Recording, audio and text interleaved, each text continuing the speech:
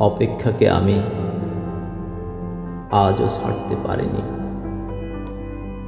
হ্যাঁ, অপেক্ষার কথাই বলছি।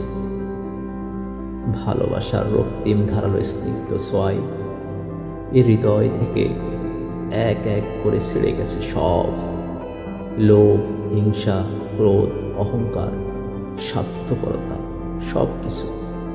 কিন্তু অপেক্ষা আমাকে আজও ছেড়ে যেতে পারেনি।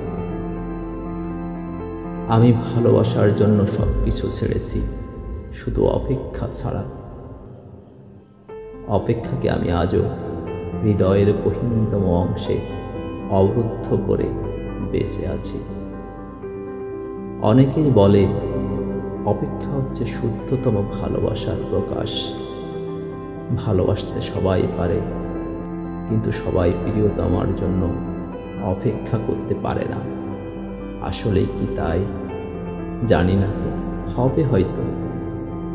তবে অপেক্ষার কাছে আমি অনেক ঋণী। প্রিয়তমার জন্য অপেক্ষা আমাকে পাখির মতো সহজ হতে শিখিয়েছে, শিশুর মতো অনাবিল হতে শিখিয়েছে, আকাশের মতো বিশাল হতে শিখিয়েছে, ফুলের মতো স্নিগ্ধ সুন্দর হতে শিখিয়েছে।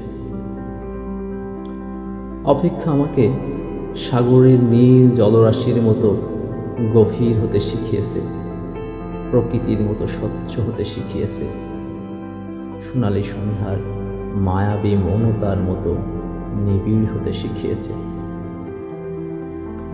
শেষ পর্যন্ত অপেক্ষা আমাকে কবিতার মায়াবী অনন্ত ভুবনের কাছে নিয়ে গেছে।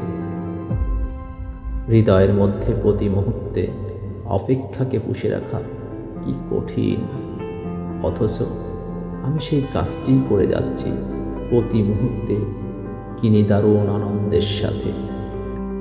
আহ অপেক্ষা, তুমি কত বেদনাত্মক সুন্দর।